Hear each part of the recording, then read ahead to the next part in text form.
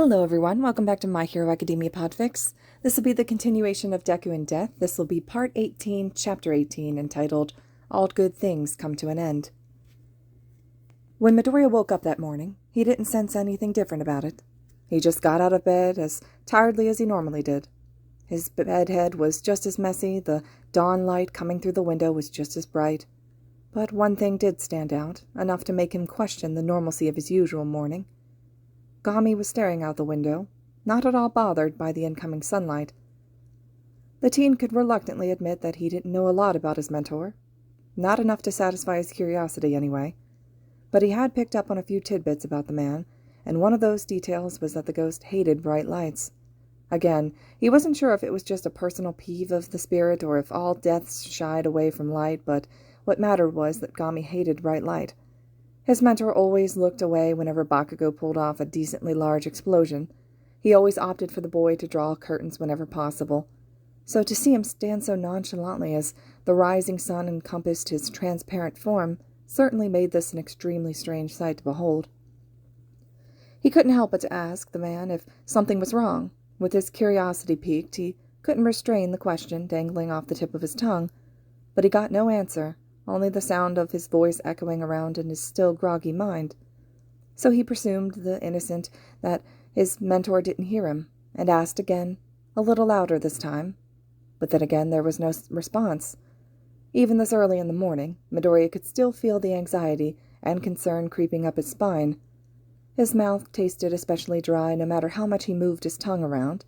He couldn't shake the somewhat unjustified feeling that something was terribly wrong. It wasn't much longer that Gami finally realized he was being called. The specter simply apologized and shook off his successor's worry at being distracted, and while he couldn't help but feel that the man was hiding something, his rationality reminded him that the ghost wasn't the type to lie. His conscience felt a bit guilty at the invading skepticism, so he just chalked up the experience as unusual and left it at that. And so the morning continued as it usually did. He got out of bed, the two messed around and annoyed each other. They got dressed, well, he did, and they both left for the main room. The teen plopped himself down roughly on the couch, not caring about Grace in the moment, and he swung his school bag to the side. He leaned back in content, letting his poorly combed hair fall against the sofa. He was supposed to be working, after all. It was the only reason he continued to get up this early. But he couldn't find the right mindset to get started. Something about the day seemed off to him, but he couldn't put his finger on the exact cause. As he continued to lie there, he watched the spirit float around in the corner of his eyes. He seemed antsy, unnerved even, an odd trait to associate with the man, but even so, he was doing a damn fine job of hiding it, so Midoriya didn't bother asking. He was confident that Gami would come to him of his own terms if he needed to talk. His eyelids fluttered unstably, easing towards shutting. Sleep was threatening to claim him once again, and he desperately fought to keep his eyes open. He had to work, and he had stuff to do, and that seemed to be the further thing from his mind, though. As his eyelids were pulled down like falling curtains, he figured just a minute wouldn't hurt. It was ultimate bliss, the satisfying feeling of his eyes closing shut, focusing his attention on the solitary sound of the slow breathing that he couldn't help but smile. It was a serene state to be in, feeling all his worries melt away like ice cream on a summer day. If he could stay like this forever, it would truly be perfect. Little listener. And just like that, any traces of peace were over. Snapping his eyes open violently, he was met with the image of Present Mike, standing near the couch, and Aizawa waiting patiently by the front door. On the floor of the living room rested 3 pairs of the cats and one notable absence. His head shot up from the couch. How long had he been out?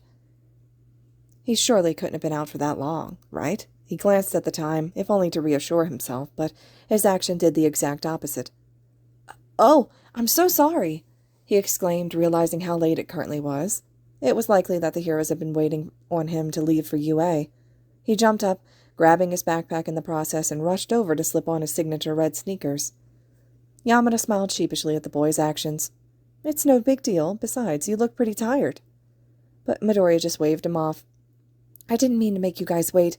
I didn't mean to fall asleep in the first place. I was going to—" The words fell limp in his mouth as he cut himself off.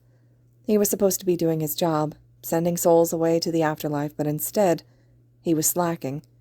That was the whole reason for waking up this early. How could he even begin to prioritize sleep over something as important as this? He was supposed to be more responsible than this. You were going to... the blonde repeated, trying to goad him into continuing. Never mind, the student ended abruptly, no longer wanting to talk. It's nothing. The expressive teacher was put off by the sudden shift in the mood from the boy in front of him, but chose not to mention anything, instead opting to lead him out the house. The three walked down the sidewalk at their usual pace, not bothering to slow at the slight chill of the wind. Both teachers had their breakfast in their hands, though Aizawa was only a cup of coffee. But even still, watching both of them enjoy their start to the day only reminded the teen how empty his stomach was. He hadn't bothered to take anything from the kitchen, still weary about that. Now, Aizawa was not an idiot. Far from it, actually. So he was able to tell by Midoriya's hunched-over shoulders and slight staggering that he hadn't eaten anything, which only made him sigh. Reaching into his pocket, he pulled out something wrapped and tossed it behind him where the boy was walking. Although he was slightly depressed, that alone did not affect the teen's sharp instincts as he snappily caught the object thrown at him. He was startled at first, until he looked down at exactly what he had caught. In his hands was a packaged granola bar, nothing too fancy, but certainly enough to sustain him. He looked up with wide eyes, still unsure as to why his homeroom teacher had done that. "Eat it, problem child," he remarked with a lift in his voice. "You need to start eating regularly if you want to make it as a hero, or you won't have any stamina to save anyone." The comment snapped him out of his stupor, and he quickly unwrapped the snack to chow down.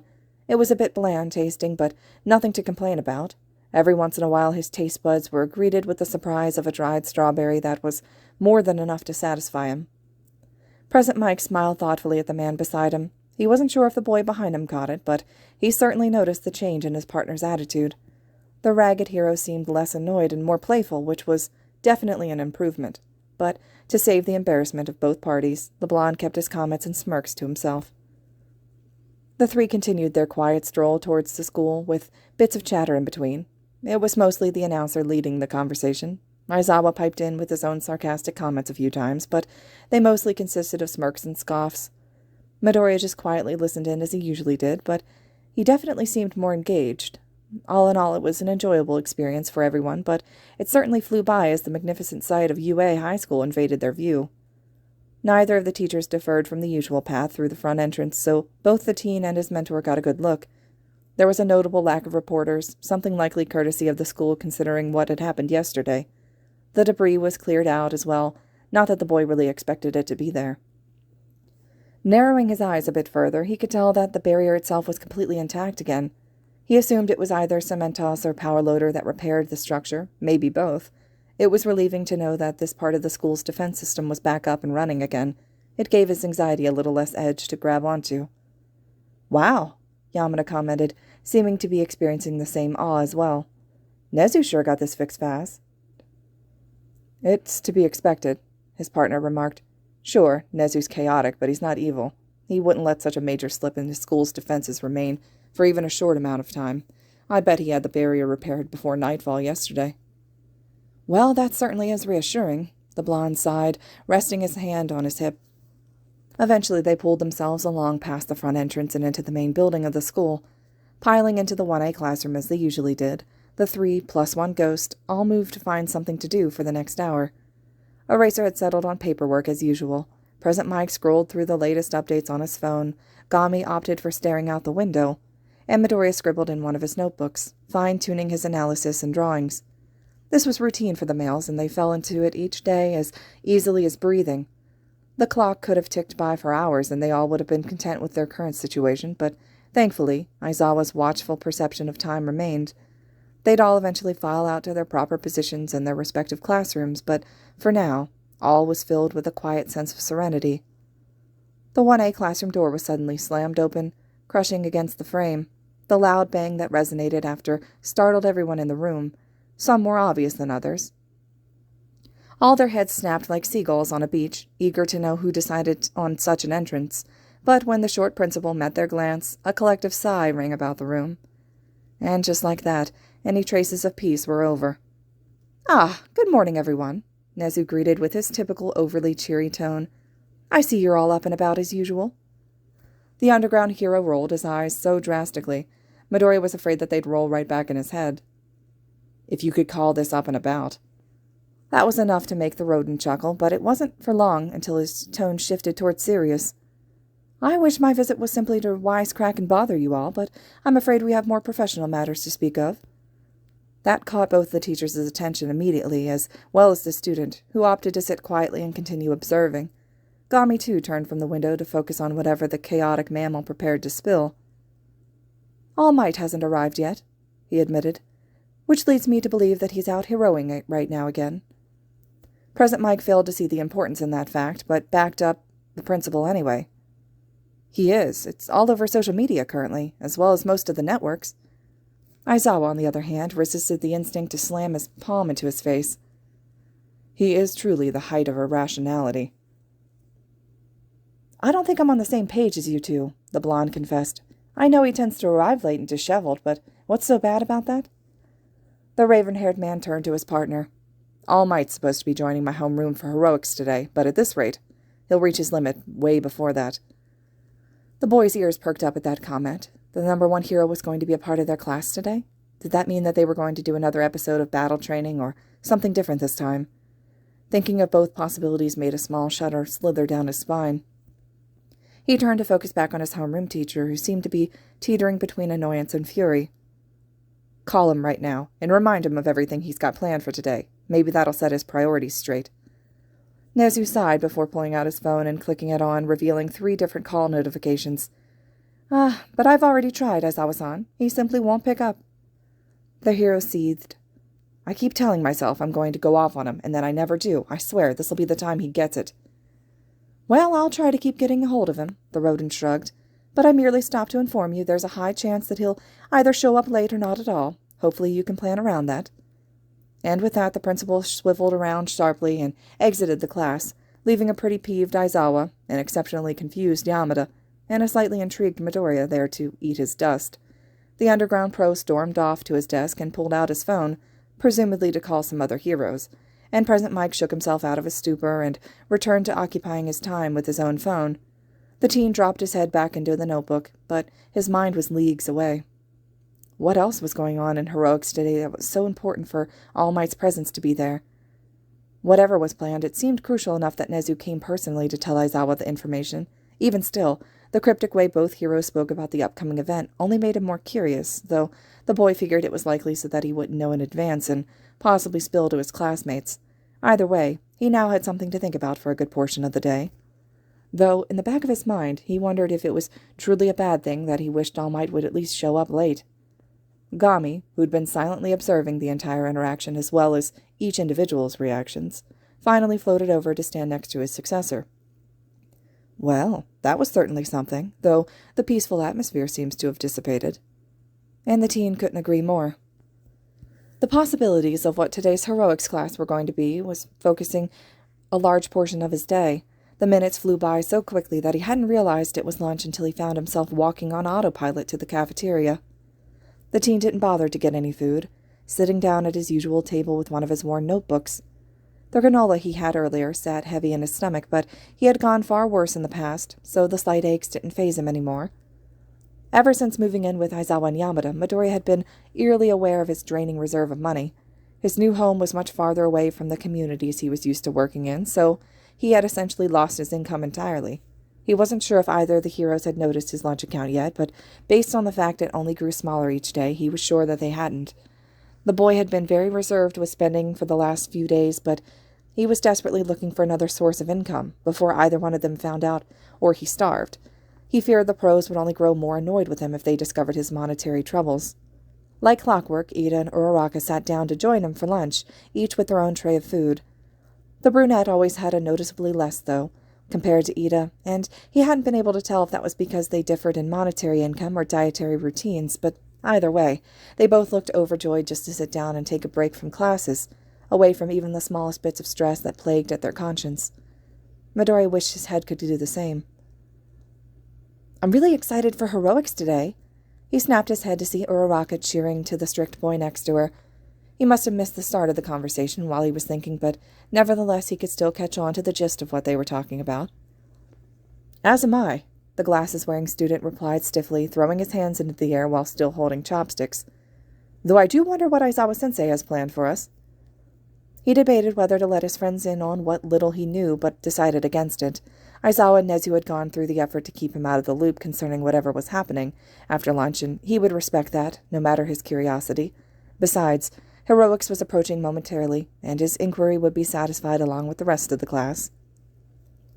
"You've been quiet, Midori," Uraraka commented suddenly. She was staring at him, startling him out of his thoughts. He jumped slightly, dropping his pencil onto one of the open pages of his notebook, despite having written nothing so far. Sorry," he replied sheepishly, rubbing his neck with one of his gloved hands. "Just lost in thought, I guess." Somehow that phrase alone made him feel sick to his stomach. Although it was still half-truth, the way it left his mouth made his conscience feel guilty, as if he was purposely lying straight to their faces. "You look a little pale, Midoriya," Ida hummed anxiously, the cafeteria light glinting off the edge of his glasses. "You haven't been eating lunch lately, either." Was he pale? He certainly had no idea, though that was to be expected since he wasn't in front of a mirror. He didn't doubt it, though, as he suddenly began to feel shaky and lightheaded.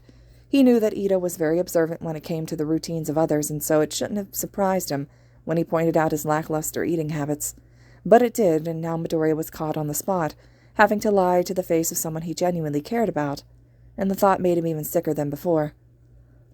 "I guess I just haven't been hungry." That wasn't even a half-truth this time, as he felt his stomach revolt against his will, but he refused to add anything more than that, opting to drown in the silence he created instead. His rule-abiding male friend looked over even more concerned than before, shooting one of his hands swiftly in a chopping motion. "That is unbecoming of a promising hero such as yourself. You need to manage a healthier, more sustainable diet if you wish to continue performing at peak efficiency." The seriousness of the boy in front of him made him momentarily forget about his stress and sickliness, and he laughed heartily at first, but the longer the laugh drew out, the more it seemed to die off. No one seemed to notice, though, as Ida looked genuinely confused, more so after Uraraka joined him in giggles, but even Gami, unknown to the others, had huffed in amusement.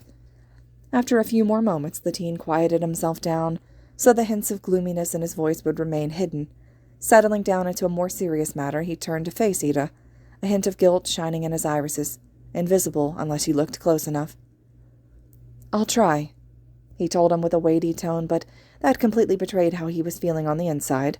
Somehow his body became even sicker, as if a physical sensation or reaction to his guilt was possible. But he ignored his shaky hands, dry throat, and the nauseating feeling currently spreading throughout his entire self, and pushed his fake confidence so far outwards it may as well have been extruding from his body. Ida seemed to take that pitiful lie at face value and calmed down, lowering his hands to continue eating, but not before forcefully pushing Midoriya one of the few bowls of rice on his plate. Said boy looked stunned for a moment, and his fingers twitched, eagerly wanting to snatch up the food and chow down, but he paused for a moment, remembering that he wasn't supposed to be hungry. "Ida, I can't accept this." Was it wrong that the teen secretly wished he could, even after lying straight to his face? Nonsense. But thankfully the strict boy was certainly persistent. "I insist. You need to eat something before heroics." He moved to deny again, but his stomach growled aggressively and he caved, much to his displeasure. Picking up the set of chopsticks he was also handed, he began to nibble away at the food in front of him, hoping it would ease the sickness gnawing at him, but if anything it only made him feel worse, as every bite was forced down his throat. Midori, are you sure you're all right?" Uraraka asked. Her voice was laced with worry. He hadn't noticed that he had set down his chopsticks on the table in favor of holding his head. The boy felt like laying down and keeling over, the utter nausea rushing through his veins like blood. His head throbbed painfully, almost as if it were splitting open from the inside and something was trying to climb out. Coupled with the sickening feeling of wanting to throw up, he felt agonizingly awful. This wasn't normal hunger pains, and he would know. Something was terribly wrong. "Yeah, I'm all right." The lie didn't even faze him anymore, his own pain drowning it out. "I just need a second."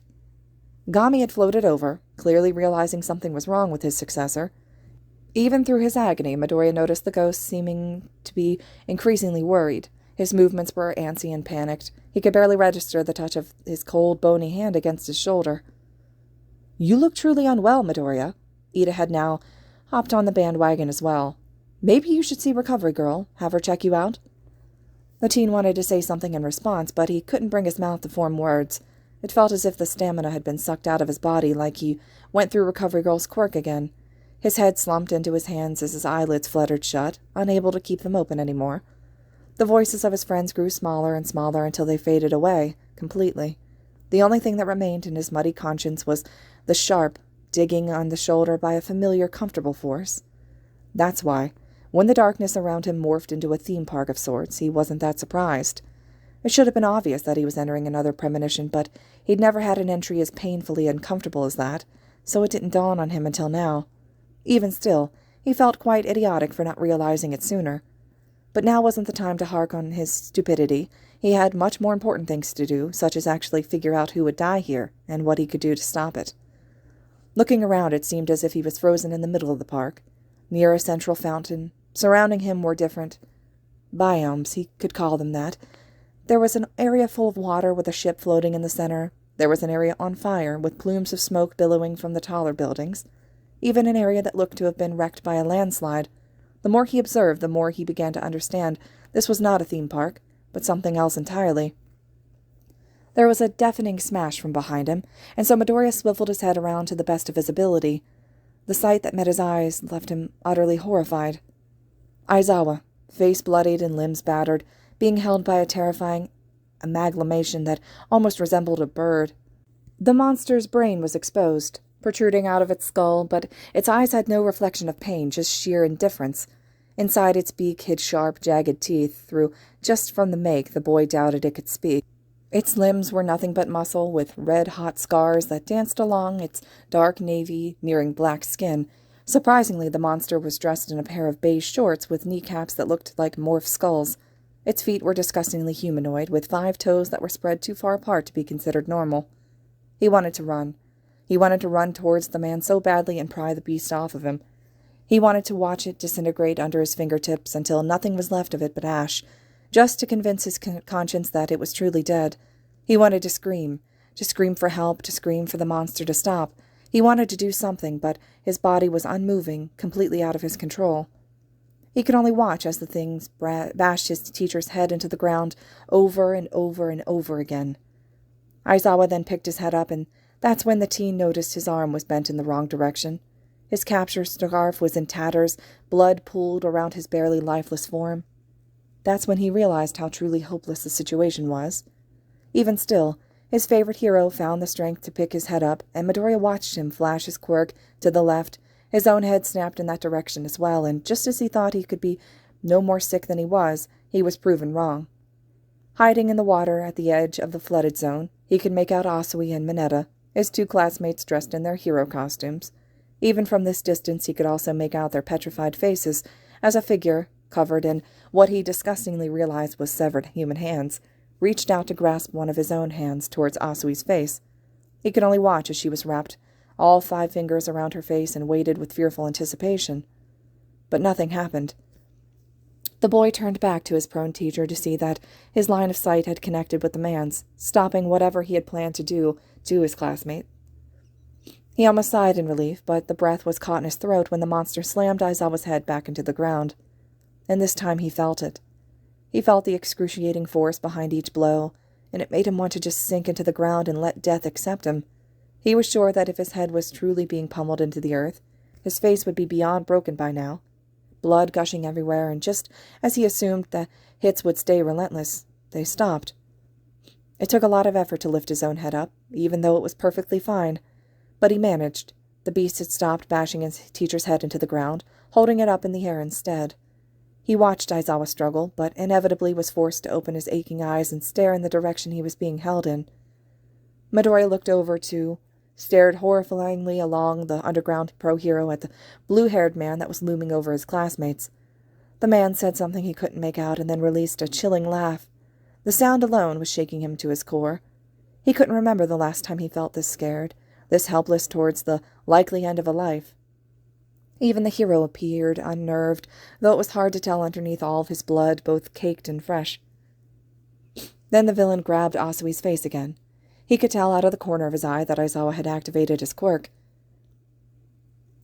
But the man just didn't bother to let go. With the same chilling voice, he seemingly started to count down. The student knew almost immediately that the man was counting down the seconds until Aizawa's quirk gave out, but couldn't stop his mind from mentally counting down as well. He was petrified at what would happen if he reached 0, but there was nothing he could do. He could only watch. 5. He strained his legs, but they were frozen in place. No matter how hard he tried, there was no moving from his designated spot. 4. He watched as Mineta remained frozen as well, though completely out of fear. He was visually trembling in the water, bloody tears streaming down his face. 3. His breathing began to turn erratic as he watched Asui struggle to get away from the terrifying villain in front of her, but the man simply remained unfazed and gripped her arm with his other hand. He did take note that the man was purposely keeping his pinky in the air, not letting it rest on her arm like the rest of his fingers. 2. He felt the wet tears run down his face, unable to cease them. Asui had started crying as well. But the villain was not swayed. It was easy to forget what a dangerous world he lived in. As the daily normalcy easily turned him into a lax person, then he'd be reminded of death like a slap in the face, leaving as quickly as it came, but the sting remaining on him forever. It was an ugly contradiction, and he wished the universe would just pick one and leave him be. 1. Aizawa desperately tried to escape the monster's grasp, but he was too weak, and the beast too strong. He had screamed something at the villain, but the teen couldn't understand what it was. It just sounded like an anguished cry, which felt alien coming from the normally stoic pro. Something about the sound tore his soul apart. 0. The hero was forced to blink, his eyes laced with anger as they closed for a split second, but that was all the man needed. Midoriya felt the burning on his face before he even heard Asui scream. The pain was unbearably excruciating as the skin on his face felt as if it was falling apart. He didn't dare open his eyes to see the state of his female classmate, afraid that the sight would scar him forever. He clawed the gloves at his cheeks, desperate to make it all stop. He knew by the pain when exactly Asui gave out, but her screaming continued, echoing around in his head. That was all he could focus on, even as the pain of being bashed into the ground returned. He never knew experiencing 2 different deaths at once would be so painful, but he should have figured. But he couldn't do anything about it, only wait and hope that it would stop soon. The screaming, the pain, all of it. But everything continued for an agonizingly long moment of time, almost as if the universe enjoyed to watch him suffer. He wouldn't dare open his eyes, though, not wanting to see the limp and mangled bodies of his teacher and classmate. Why wasn't he waking up yet? He usually woke up shortly after experiencing the death in each premonition, but now it felt like he'd been standing here forever. He could feel the seconds tick by in his head, and Asui's screaming finally dwells down, but he was still here. The only thing he could do was open his eyes. Was this some sort of sick joke? Did he have to see their bodies in order to wake up? That was never a requirement before. With Ida and Uraraka's premonition, he didn't get to see their bodies before he woke up, only the traumatizing feeling of their deaths. So why now? Why here? Was it because Asui and Aizawa's demises were so much more violent? He didn't want to look. He didn't want to see them in such a state, but he couldn't stay trapped like this forever, or else they would certainly die as he just watched them. He had to do it. Midoriya just kept telling himself that. He had to do it. It was like ripping off a Band-Aid. As quick and painless as it could be. He was scared, though. He was utterly terrified at what he'd see, but he just had to do it. Without warning, he shot open his eyelids, not bothering to stall any longer. He took one quick look at the scene around him and promptly threw up all over the bloody earth. "Midori! Please say something!" The boy woke up with a gasp, eyes wide and desperate to fixate on any other image than what was circling around in his head. He settled on his friends, who were staring at him concerned. His hands were still shaky, and the phantom taste of bile still remained in his throat. He reached his trembling hands up to touch his face and sighed in relief at feeling it intact. His instincts had told him the skin was likely in shambles, since the faint pain was still there, even though the common sense he had kept repeating that what he had just seen was all in his head. He opened his mouth to say something, but his throat was too dry to create sounds. He coughed instead, wheezing and hacking out any bits of rice he managed to consume before the vision. He felt Gami pat him on the back gently as Ida passed him the unopened bottle of water on his tray. He didn't even think to deny it, acting purely on autopilot, and let it wash down his throat. But even then it did nothing to erase the taste of acid and fear. He could hear the ghost murmuring something to him, but it all felt incoherent to his jumbled thoughts. He just needed to get out of here, away from his friends, from the loud setting of the cafeteria, from the now sickening smell of food, away to a place that he could pick himself back up again. I'm fine, he finally answered hoarsely. I need to go. Let us take you to recovery, girl, Uraraka cried out. You don't look good at all. No, he replied a little more forcefully than before. No, it's fine. I'm just going to the bathroom. But we should accompany you, Ada pushed. I'll be fine. Midoriya didn't bother to wait for a response, getting up from the table and striding off. He couldn't hear his friends cry out for his return over the loud chaos of the other kids, nor Gami asking him to slow down. He simply walked wherever his feet would take him, which currently was out of the cafeteria. Once he exited the large room, he took a moment to slump against the wall and try and process what had happened. Thankfully, his friends had respected his wishes and left him alone to his own devices, though he wasn't sure if that was what he truly needed. Just breathe. The spirit placed both of his hands on his successor's shoulders, instructing him to inhale and exhale. Just breathe. And so he did. Taking in a breath, his mind was finally able to register what exactly he'd just witnessed. The blood, the screams, the pure agony of it all. He unconsciously began to cry, tears streaming silently down his face. When the teen started to cry, the ghost was certain he was doing something wrong, so he anxiously pulled him in for a tight hug. He didn't realize the boy was heading into a premonition, and he felt like an utter failure. What kind of mentor was he, to let his successor suffer alone like this? So he just resorted to what he best knew, gentle affection. Hair ruffles, soft touches, warm hugs, anything to let him know that he would be all right. At that exact moment, Gami promised to himself that he would do better, if not for his dwindling confidence, then for the sake of his successor, because even though that was his only relation to the boy, he was so much more. He truly deserved so much more. But right now he wasn't sure whether to break the solemn silence or not. Listening to the muffled cries against his robe made his non-existent heart shatter. So he opted to talk and said, "Do you want to talk about it?" That was a stupid question, but at least it got the boy talking instead of sobbing. "No," he hiccuped. "I need to get to Nezu." Gami cocked his head slightly, though it went unnoticed, so someone important must have died then, or at least someone related to UA. But he didn't question it as much as he wanted to, after all. His priority was getting the teen to calm down, and that started with Nezu.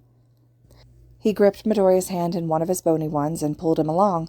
He could hear the soft sniffles behind him, reminding the specter of a small, lost child. He stopped at each intersection, looking to make sure it was empty, before leading him down a new hallway. The last thing he thought his successor would want is to be seen at such a low point by a complete stranger. Thankfully, Gami's current memory was decent, and he managed to navigate the hall straight to the principal's office. Curling his free hand into a fist, he moved to knock softly on the door, but simply passed right through. Huffing in annoyance, he turned back to the disheveled boy behind him. "I apologize," he started carefully, not wanting to set him off on another sob fest.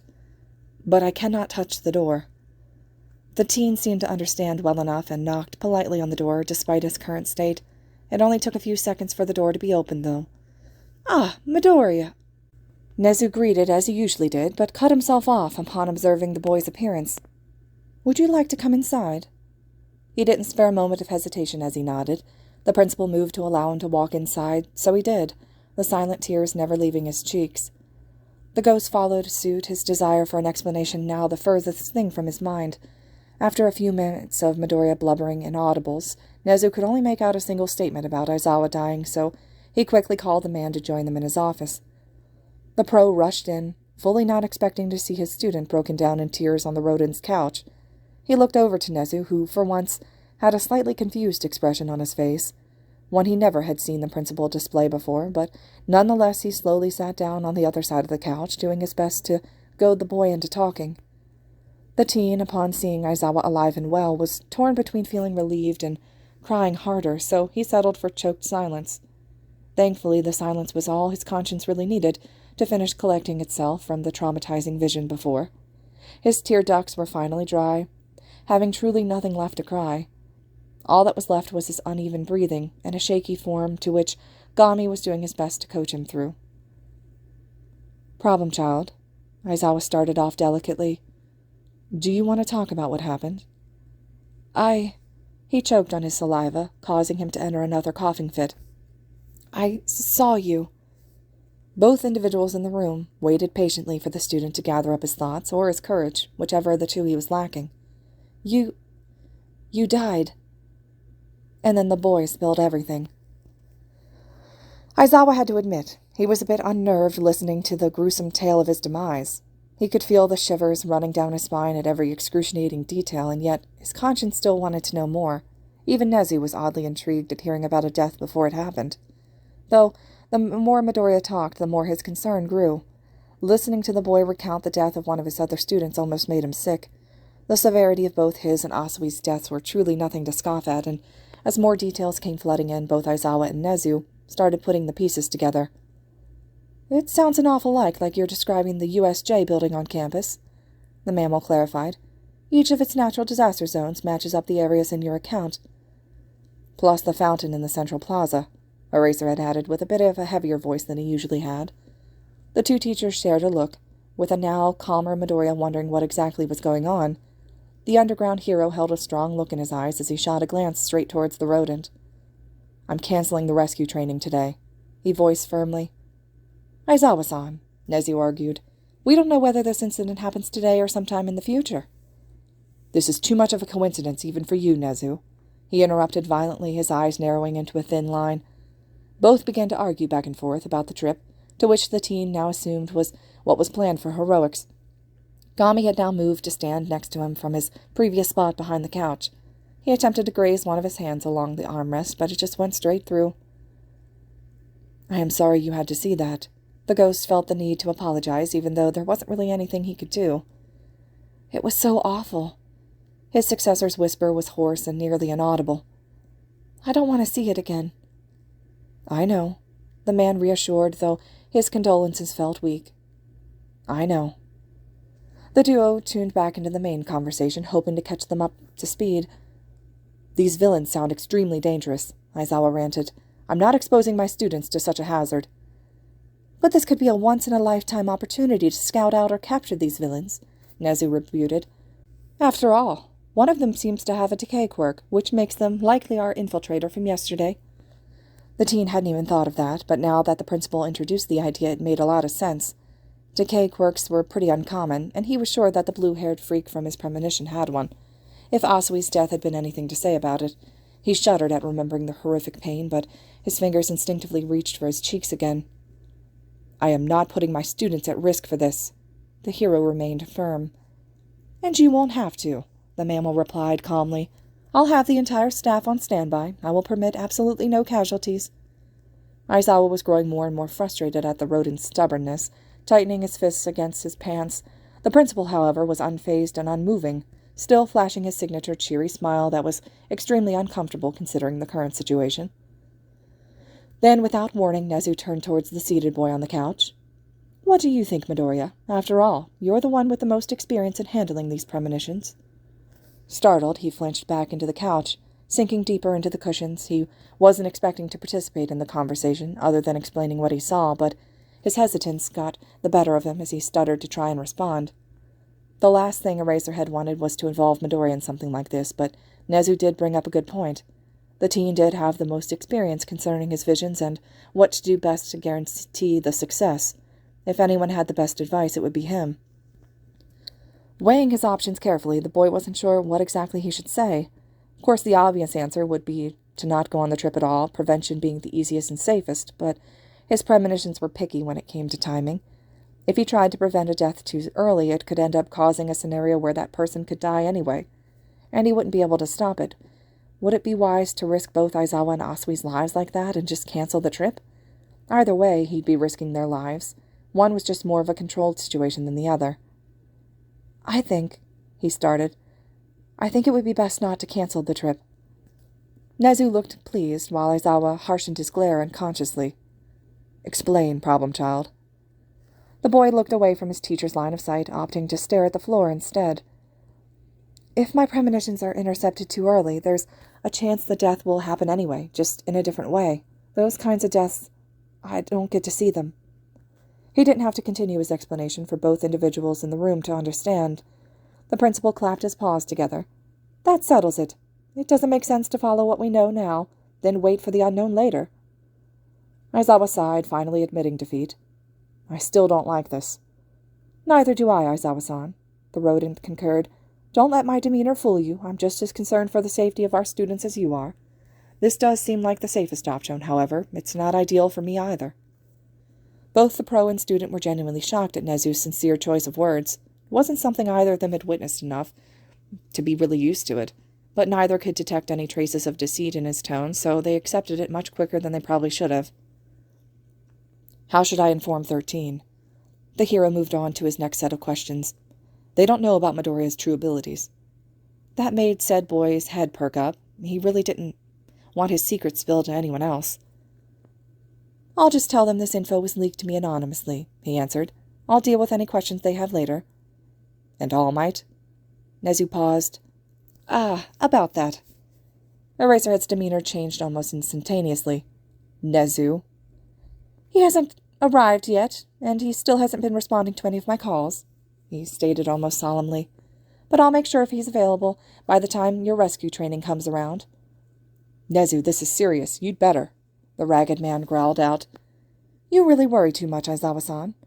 The principal's eerie personality returned, making both of the deathly duo deadpan. Would you look at the time? Both of you really should be off by now. Gami grew suspicious of how quickly the mammal changed the subject, and he wasn't the only one. However, no one was bothering to argue any longer, seriously worn out from the dump of morbid information earlier. Aizawa stood up from his position on the couch, having sat down earlier in the midst of the conversation, and beckoned his student to follow suit. Like a lost puppy, Midoriya trailed behind, twiddling his fingers anxiously. Together they left the office, strolling down the hallway towards 1A classroom. There was still a good 10 minutes before lunch ended, so the halls were relatively empty of students or staff. The pro-hero could tell something was bothering the teen behind him. His posture and expression screamed nervousness, but he wasn't sure why.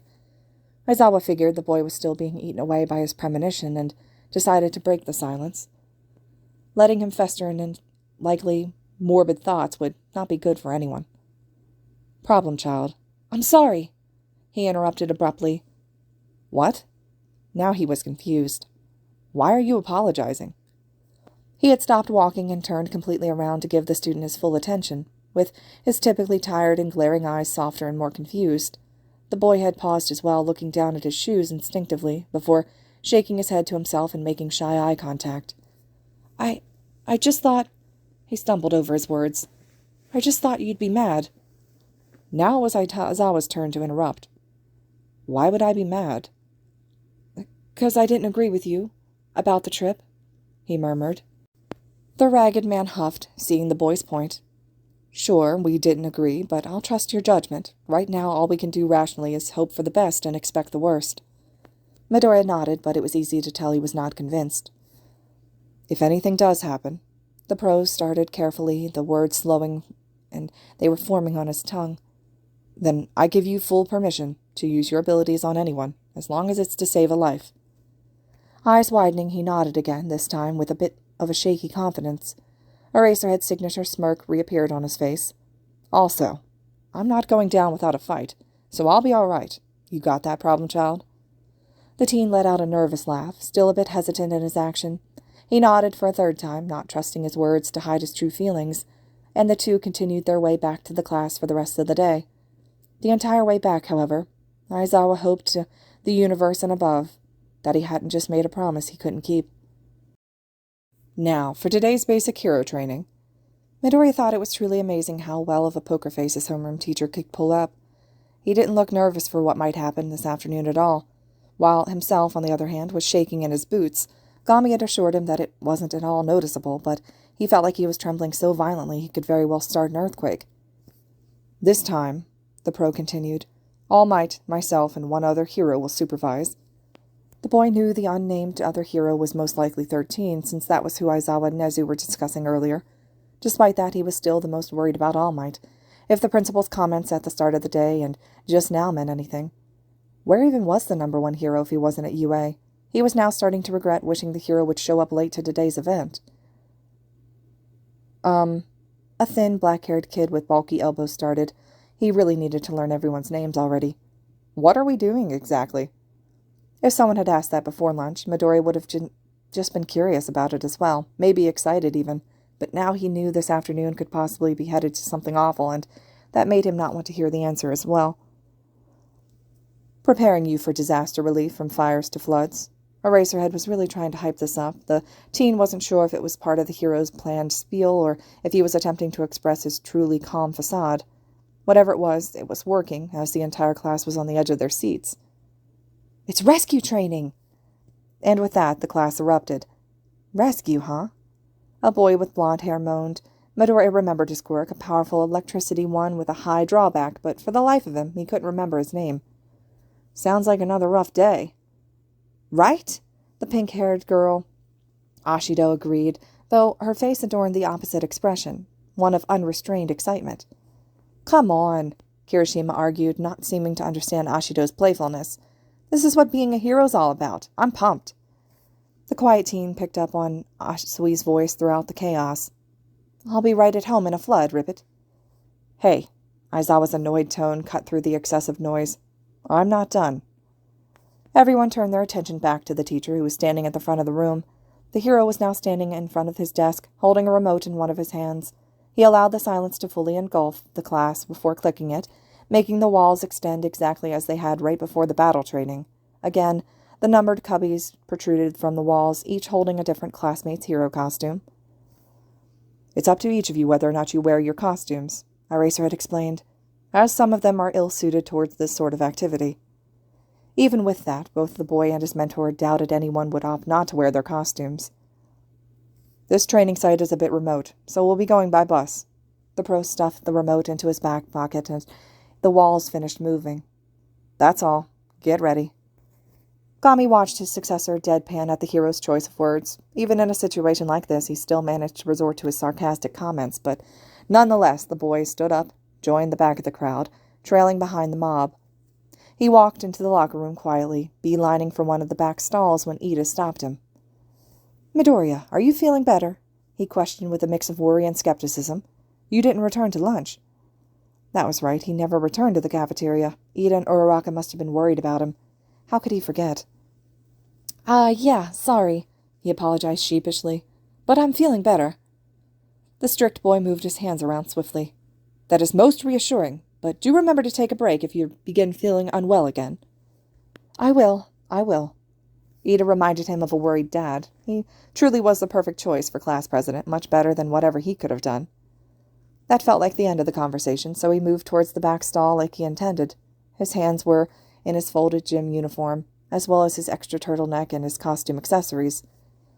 His hero costume hadn't made it through the battle training in one piece, so it got sent off to the school support department for repairs and improvements. Unfortunately, the team had been taking their time on it, so it wasn't ready for him just yet.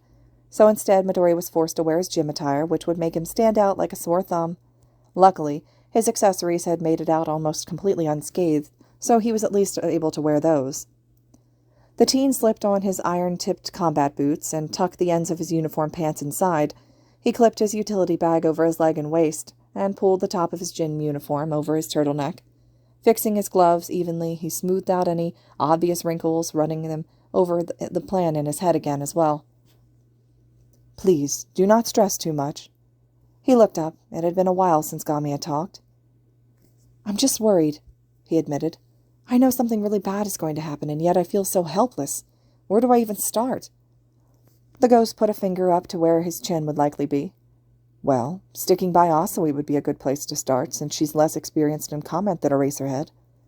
His successor hummed quietly, nodding his head. They were still in the stall, but his other male classmates were already leaving the locker room, judging by the mass, loud tread heading in the opposite direction. The boy began to look more stressed than before, but the man simply ran his fingers through his unruly hair. "We can go over the details on the bus," he added, "if this is what would make you feel better." "I'd like that," he mumbled under his breath, twirling his fingers anxiously. And that was all it took for Midoriya to come rushing out of the bathroom stall, his UA uniform folded in hand, stuffed it measly into his assigned locker before running out of the room, in a frenzied attempt to catch up with everyone else. He met up with Uraraka near the grounds outside the school. It seemed as if his entire class was already there, making him shuffle in embarrassment. The brunette analyzed his attire swiftly, furrowing her eyebrows. "You wore your gym clothes, Midori," she wondered. "Where's your costume?" The boy scratched the back of his neck. It didn't make it through the battle training in one piece, so the school's support team is repairing it. They haven't finished yet, though. Oh, she replied, tilting her head. You still look super cool, though. He stuttered, not understanding why she was complimenting him. Cool? Yeah, the girl cheered. Must be the way that you're carrying yourself, but you look super ready to kick butt. Thanks. He wasn't sure how to respond to that. But before she could say anything else, Ida's voice cut through the crowd.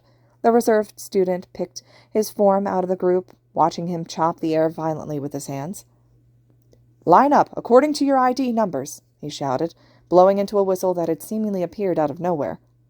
Fill these seats in an orderly fashion. He is sure going full throttle. He couldn't help but agree with his mentor. Ida was sure taking his role as class president very seriously. He listened as Tokuyami, who was standing a few feet away from him, groaned loudly, likely at Ida's declaration. Dark Shadow, who was floating behind him, began cackling, probably teasing the bird boy. Midoriya couldn't stop the quiet giggle that escaped his lips, and he tried to use a heavy sigh to hide it.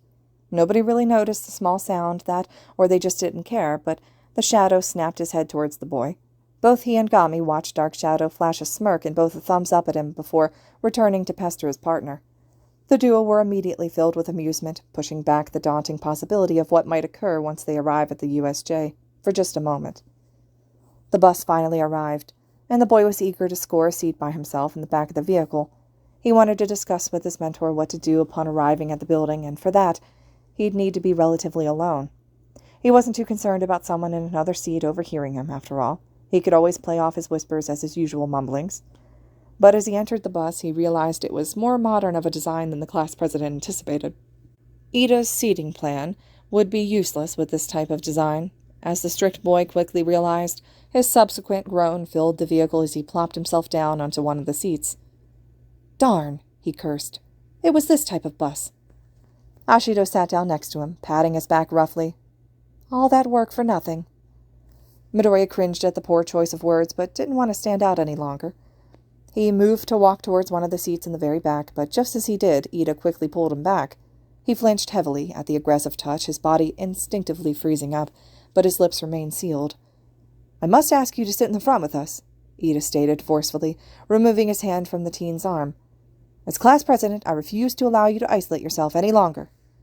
Somehow, the timid boy couldn't bring himself to say no, his mind still locked onto the alien touch that had rested on his arm only seconds earlier.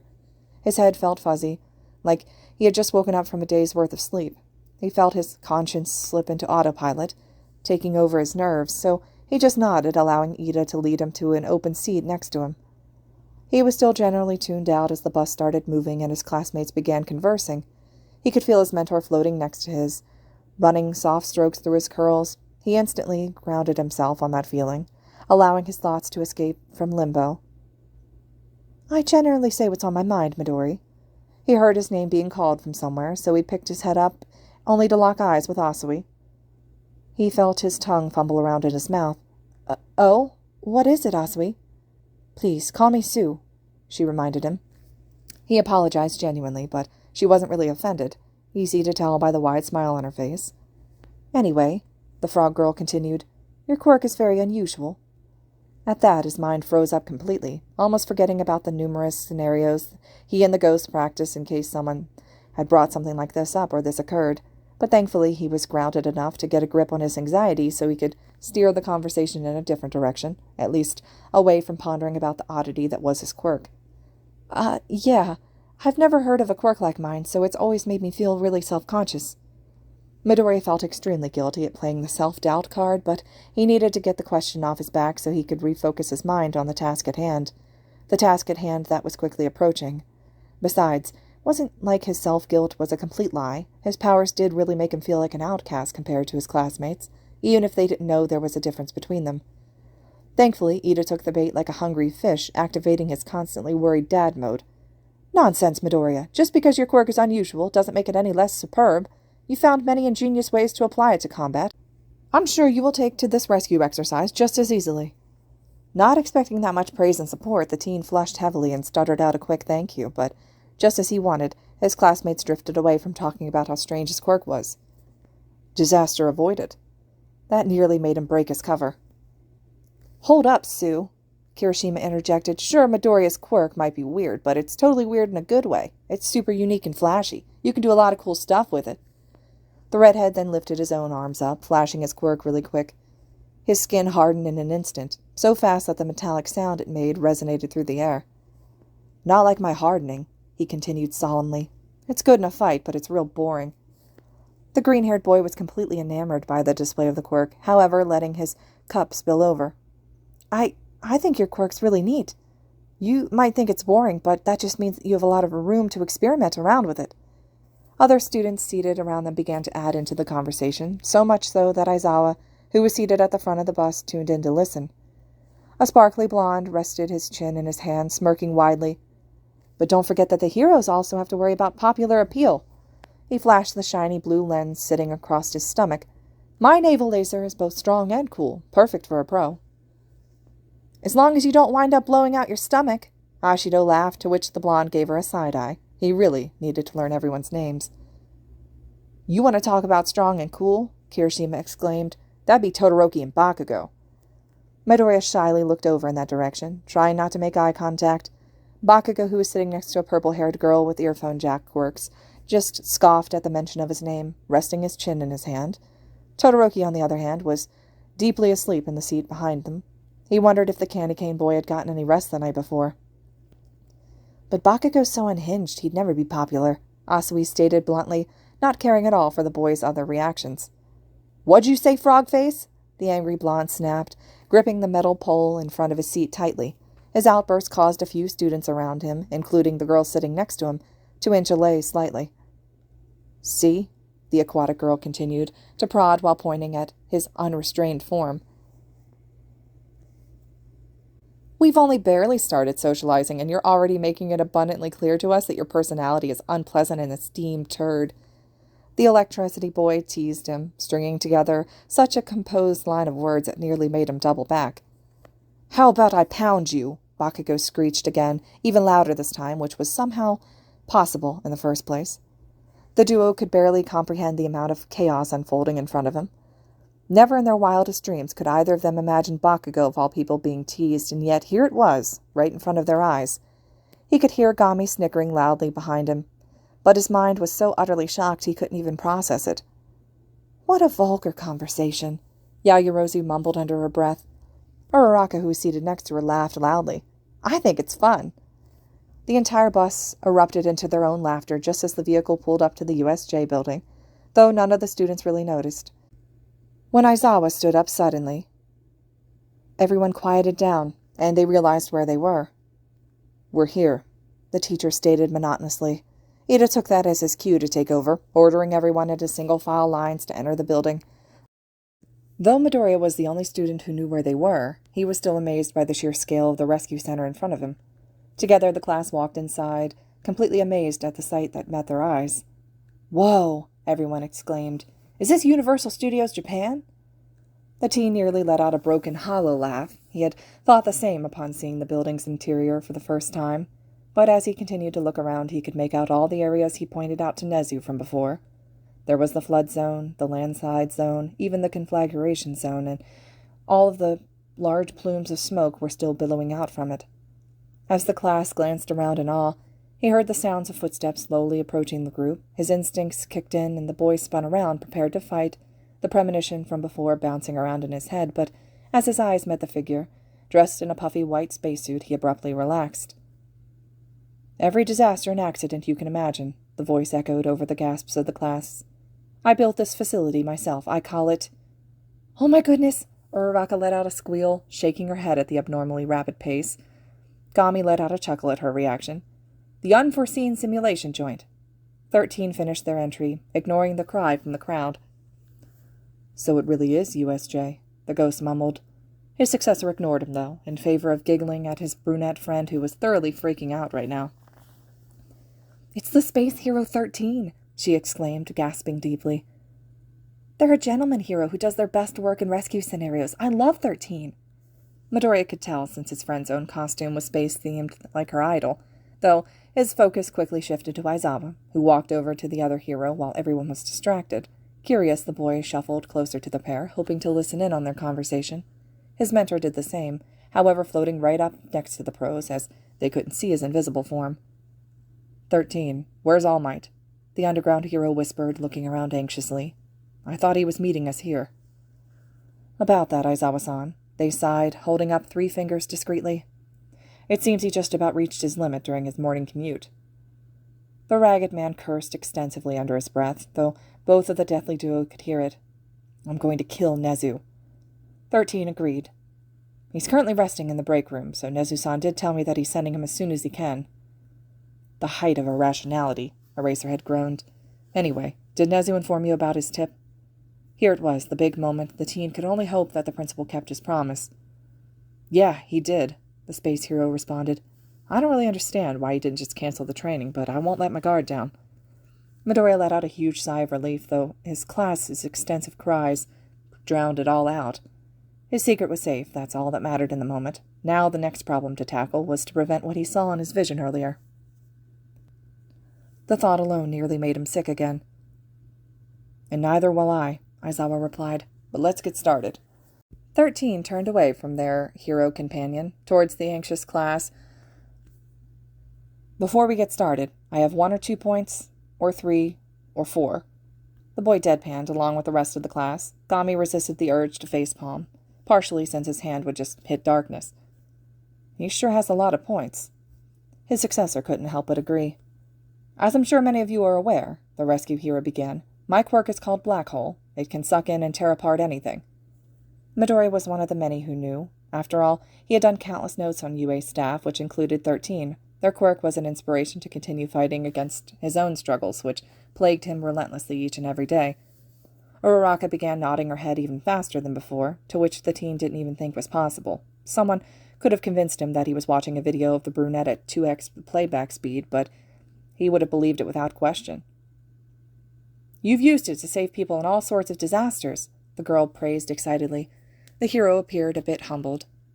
Indeed.